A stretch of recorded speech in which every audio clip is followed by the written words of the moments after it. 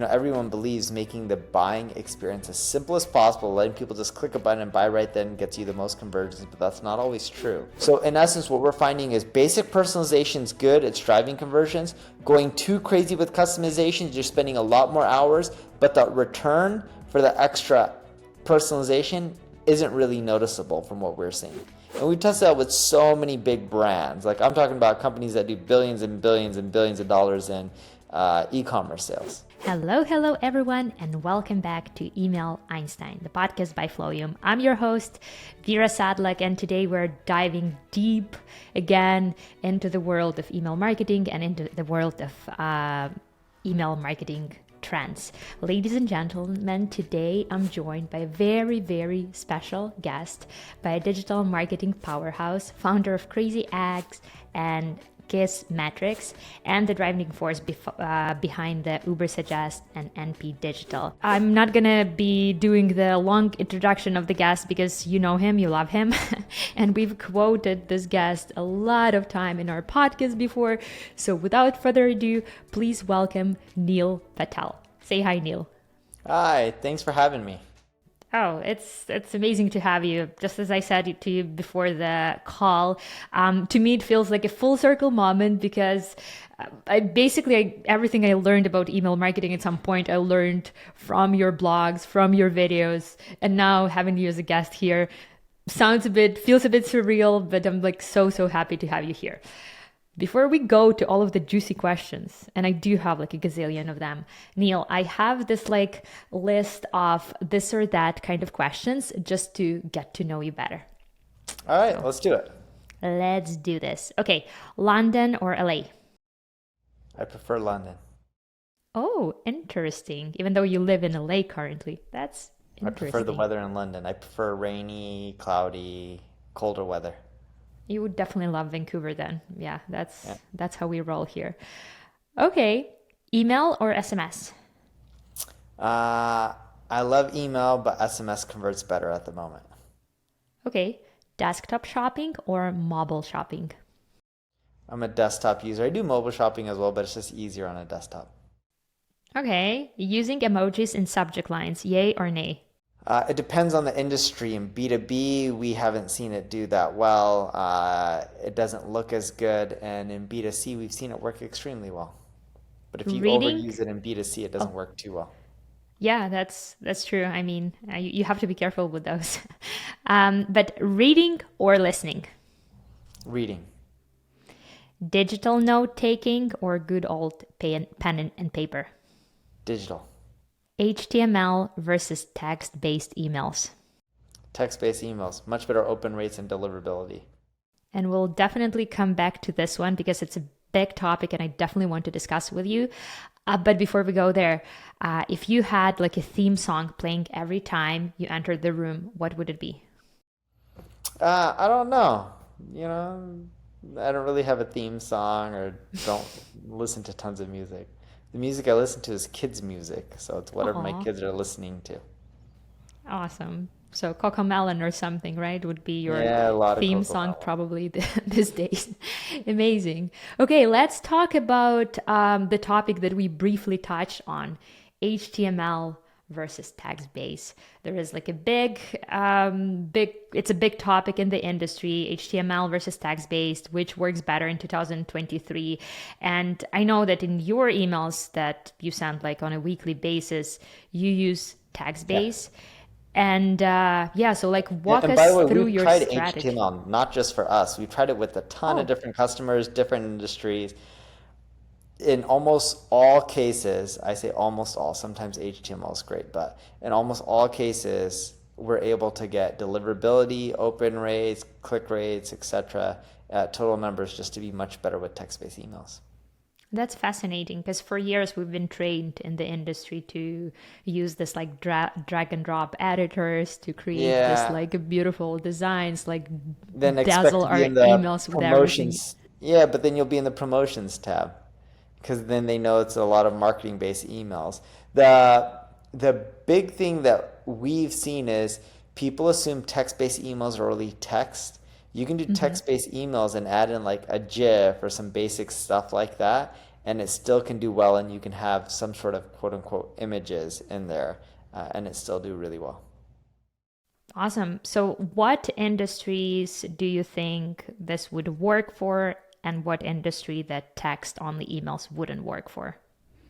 Text works for most industries. For e-commerce, though, people don't always care for text. They actually want to see the stuff.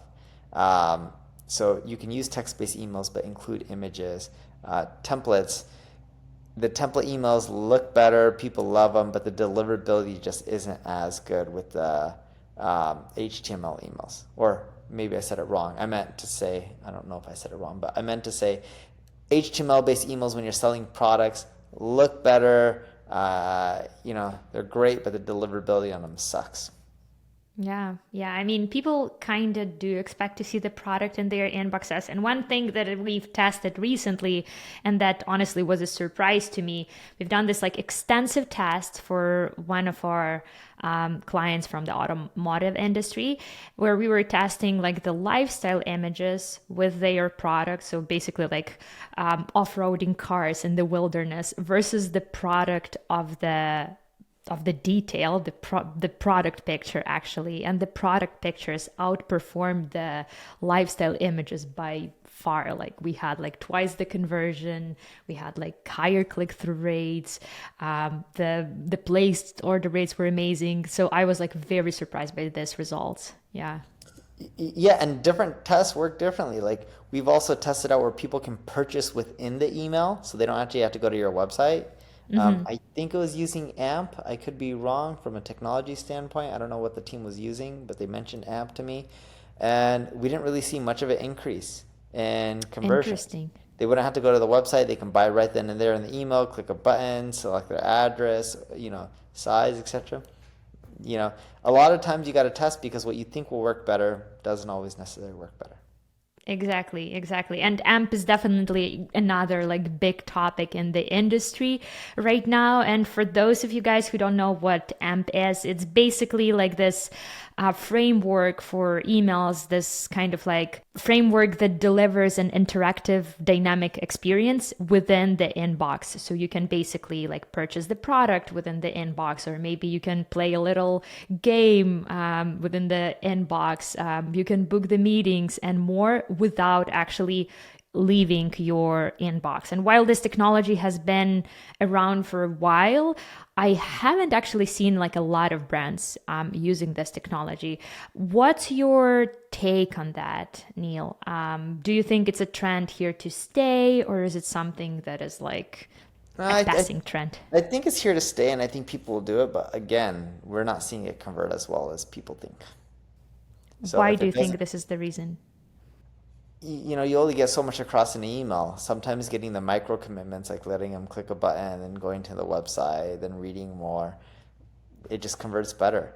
Everyone believes making the buying experience as simple as possible, letting people just click a button and buy right then gets you the most conversions, but that's not always true.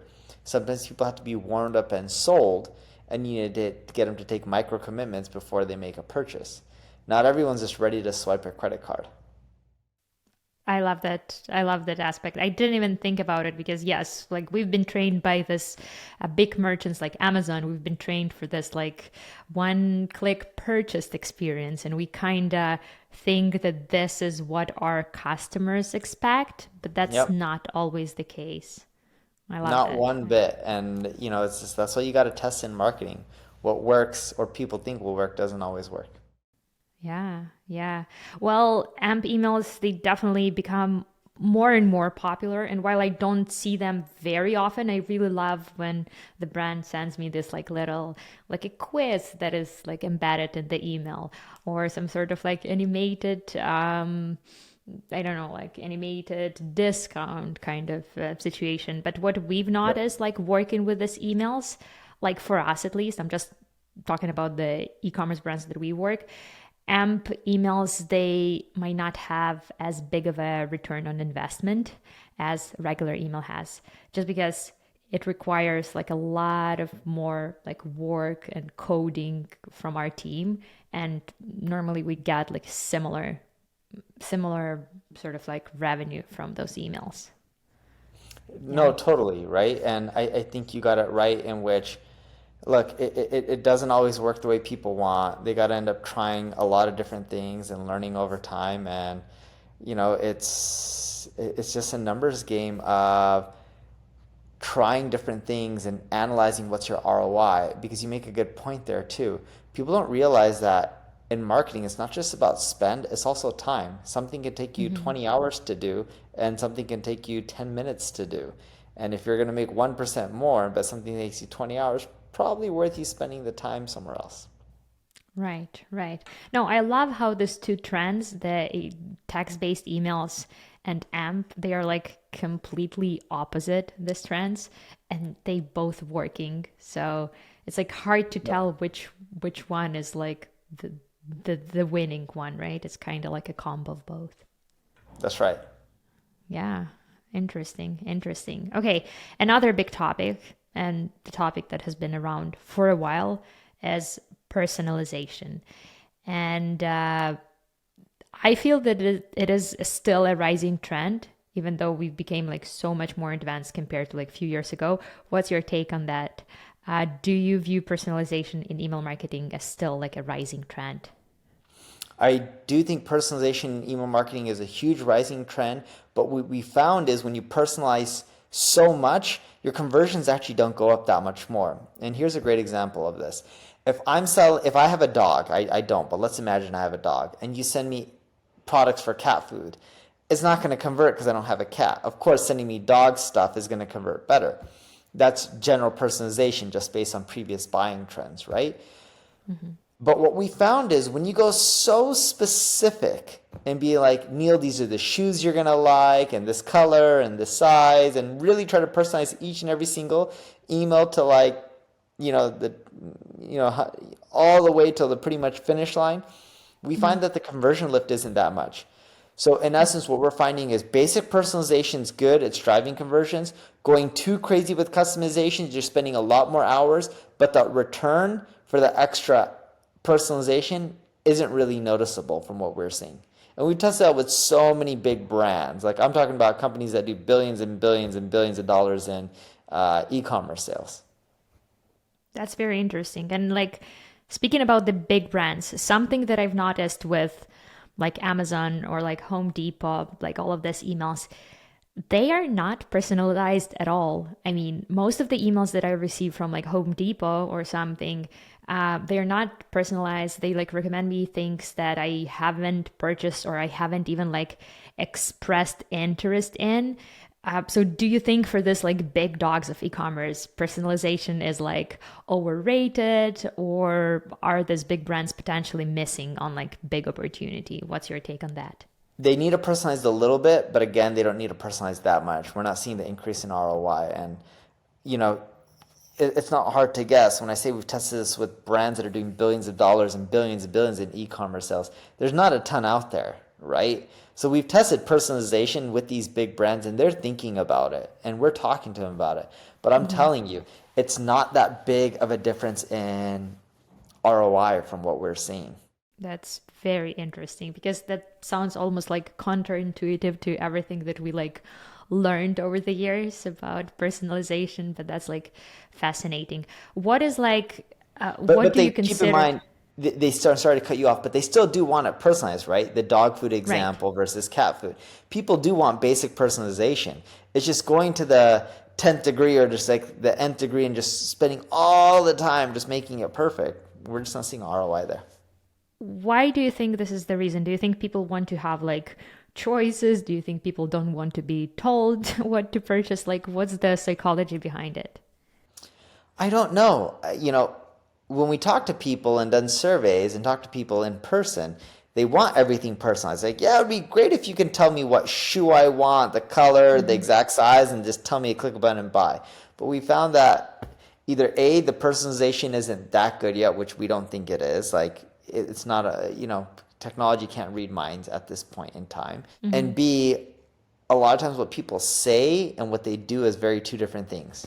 Just because Mm. they say they want something doesn't mean they really are going to actually make the purchase. Yeah. So probably like the only place where people actually love making decisions and like having multiple choices. It's like Starbucks, because it's like so funny how like every order is like so customized, so like personalized. But I honestly prefer all of the emails to be like personalized, hyper personalized. I like to be told what to purchase by the brand, especially if they have like a lot of SKUs. But that's very fascinating what you're saying about like over personalizing. And when you say like basic personalization, like briefly, what are these basic personalizations that every brand should consider? Yeah, so basic personalizations, things like name, basic preferences, when to send an email. Like if you know that people open the emails in the morning, send them in the mornings. Don't send them to them in the middle of the night. So then when they wake up, there's all the other emails that they're not gonna that are gonna flood their inbox, so they're not gonna get to yours. So basic things like that is what we're seeing that really help with the personalization. Preferences, like for example, if someone's reading my blog about all these e-commerce marketing articles and I send them articles on B2B SaaS, it's not too relevant. So you just got to make sure that you're looking at their interests and sending them stuff that they're interested in. Right. What about the information that your customers kind of like voluntarily give to you through like forms and through pop-up forms, quizzes and stuff like that? Is it still like worth collecting it, or you don't recommend going into like too detailed of a personalization here? No, I think it can all help, and that stuff doesn't seem that hard to do. It's when I think it's not worth personalizing is when it takes tons and tons of effort and there's minimal gains. I'll give you a great example of this. Like Home Depot trying to figure out, what kind of construction materials to send you for your next remodel, right? Like that's really hard to figure out. All right, is this person interested in a remodel? Are they not interested in a remodel? Yes, you can get some indicators if someone's coming into your store and saying, hey, I want to remodel my house. But if you have a list of 1 million people, you don't necessarily know who's interested in a remodel or not. And saying, all right, we're going to do a survey, figure out who's interested in remodels, and then only send those people stuff for remodels, and then figure out what they want based on their budget and adjust the content based on that's really hard stuff to do. Interesting.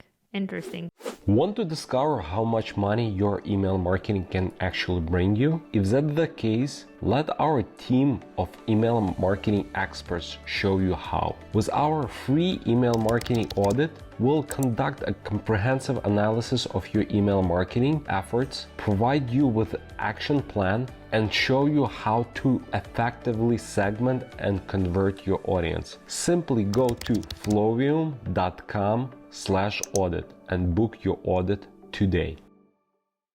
One of the trends that I've also noticed, and I don't know if it's a trend or just a bad practice, so you might be able to answer my question here. I've noticed that sometimes, again, major brands like Dollar Shave Club or some like big like other vendors, sometimes they don't even have like traditional sign-up forms on their website for some reason. They don't have like pop-up, they don't collect emails at the bottom.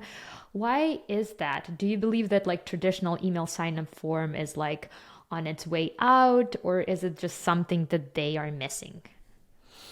I don't think it's out. I think people look at it as it doesn't work, but it really does work, and I don't know why people don't do it. Some companies have a bad taste in their mouth with that kind of stuff, but I'm like, well, if it adds value to your user, you shouldn't worry about it irritating people. And you can cookie people, so then that way, at least right now, you can cookie people and not show it to them multiple times over and over again. That's interesting. Yeah. And that's something that I like keep noticing with like a lot of brands. And yeah, this pop-up forms, they do have like a bad reputation for some reason, but I mean, this is probably like still the most effective way to grow your email list. So like I'm surprised when brands are not doing that. Neil, another big topic in the industry, and I'm sure you've been asked about it a lot, but like artificial intelligence in email marketing. That's a huge topic and I don't even know where to start, but how do you see AI like reshaping the landscape of email marketing? Do you think it's here to like replace email marketers and like email No. marketing agencies, or what's your take? Yeah, so we actually did a test. So we have a really large list size in the over a million. I think it's like 1.4, 1.5, 1.6 million, something like that, of active users. So we started using AI to analyze patterns of our email. And we started figuring out what to send people based on what we're learning from the AI. And we did this in segments, and we've done quite a few tests on this, but we've done it in segments of like 50,000 emails, 100,000 emails at a time, and starting to segment, and then another chunk, we just do our normal emails.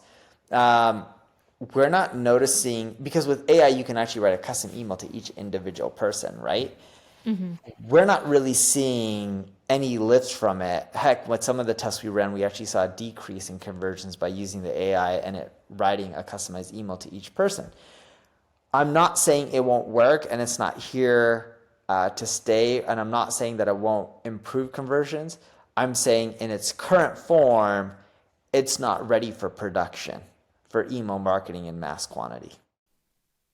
Right. What other marketers are saying is that AI is not here to like replace people, but it's definitely here to like replace people who are not using AI.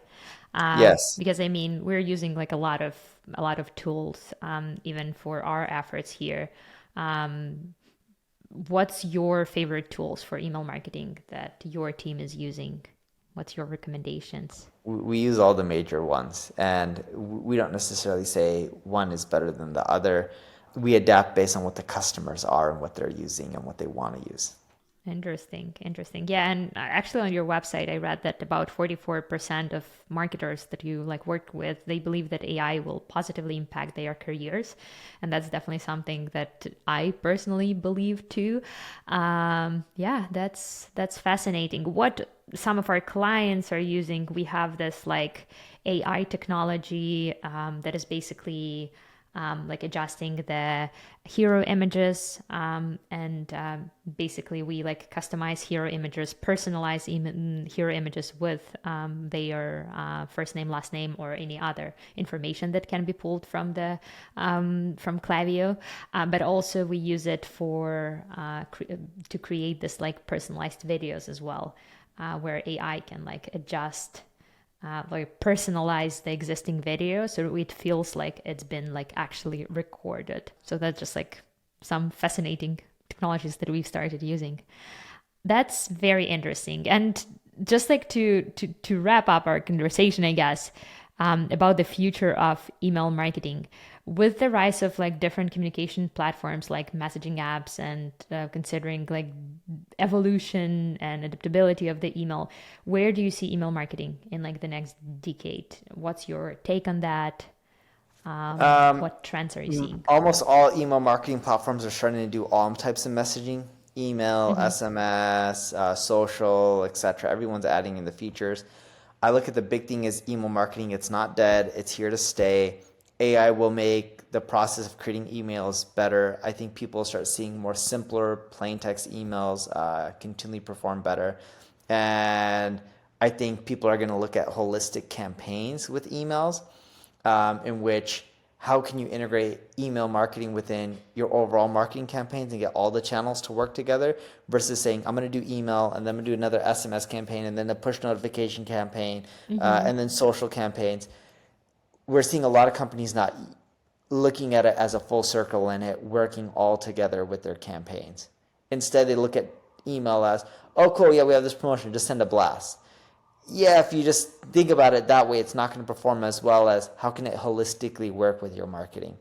And companies are starting to adjust the way they think. I also think email marketing will boom, but right now is a little bit of a slow period because of the economy, and D2C got hit quite hard with the economic changes. I'm assuming you guys have seen it in the business, Oh yeah. in which it's, not as many companies are as aggressive with their email marketing in this economic time, which funny enough, they should be, because it has one of the highest leverage points.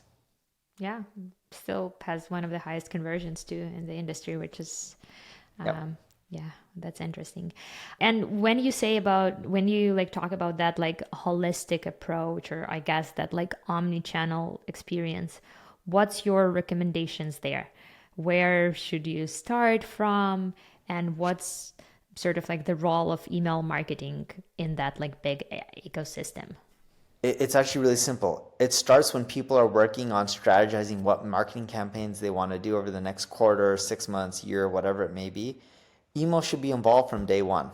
And if people just they don't think about it as a separate channel, but they look at it as an integrated solution with their overall marketing, it'll convert much better in the long run because it'll be planned correctly. Okay. And what like upcoming trends, not just like email marketing, e-commerce in general, what e-commerce trends are you most excited about? Yeah, so with e-commerce, the big thing that I love seeing right now is we're seeing live shopping crush it. Like imagine like QVC or any of those, but people doing their own live, going live on social networks and selling their products. We're seeing that being huge. I know in parts of Asia it's really massive, but we're seeing it becoming more and more popular in the Western world. The second thing that we see with e-commerce is, depending on the country you're in, some countries are starting to boom in social commerce. And what I mean by social commerce is like group shopping, where imagine virtual reality where you're wearing goggles and you can enter in a mall and you see a Chanel store, a Louis Vuitton store, and you're with friends and you guys can try on stuff and figure out the product you want, buy it, and it gets delivered to your house in less than an hour. Those are two big trends that we think are going to really take off within the next 5 years. What should the brands do to prepare for this like upcoming changes? What can the brands do today? Just be up to date with the latest technology, embrace it, experiment with it, and the big players like the Facebooks of the world, the Apples of the world, the Shopifys of the world, etc., will bring this technology for companies to use over time. That's something that I'm excited about as well. Yeah, I've never like tried this technology, but I heard that it's like super big in like China and in Asia. So we'll see what the future brings. Yep. Awesome. Well, Neil, thank you so much. I know it was short but sweet. So thank you for coming and sharing your like insights on e-commerce trends with us. Sounds good. Thank you. It was fun having you. Thank you everyone for listening. And if you want to become a part of our community, we'll have the link below under this podcast in the description box. So you can join our WhatsApp channel, and ask all of the questions. You can suggest the guests, and definitely come back next Tuesday, because next Tuesday we will be talking about all of the Black Friday, Cyber Monday preparation stuff. Neil, again, it was fun having you here. We'll definitely love to have you again someday here. Awesome. Same. Thank you so much. Take care. Hey, if you're watching this and you like what you see, please hit subscribe and hit the bell, because it helps us grow our channel.